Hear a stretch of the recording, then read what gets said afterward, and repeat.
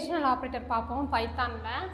அதில் என்னென்ன ஆப்ரேட்டர் இருக்குது அப்படின்னா equal, not equal, greater than, less than, greater than or equal to, less than or equal to.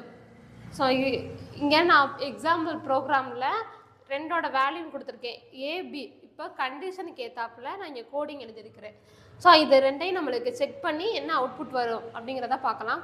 இப்போ ஏயும் பியையும் பார்க்கும். ரெண்டுமே ஈக்குவலாக இருந்துச்சு அப்படின்னா அது வந்து ட்ரூ.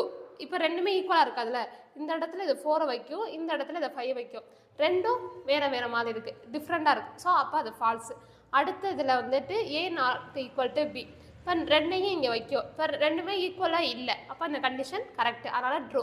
இதோட அவுட்புட்டெல்லாம் எது மாதிரி நம்மளுக்கு ஷோ பண்ணோம் அப்படின்னா வேல்யூவாக காட்டாது, பூலியன் மெத்தடில் ட்ரூவா ஃபால்ஸா அப்படிங்கிறத தான் நம்மளுக்கு சொல்லும் இந்த ரிலேஷனல் ஆப்ரேட்டர். தேங்க்யூ.